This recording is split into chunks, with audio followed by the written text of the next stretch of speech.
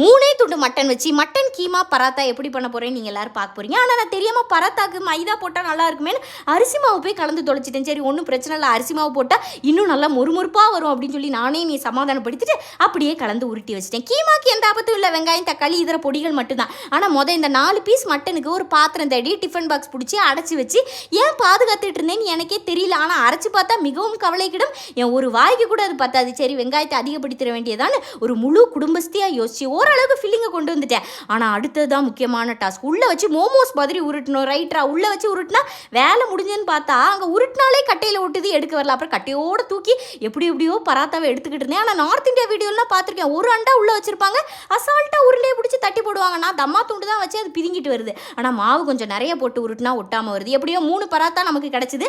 மட்டனை வலை வீசி தேடுற மாதிரி இருந்தாலும் ருசி அருமையாக இருந்துச்சு. அப்புறம் அப்படியே என் செடி கொடிகளை எல்லாம் பார்த்து நல்லா விசாரிச்சுட்டு நானும் அப்படியே ஓடிட்டேன்.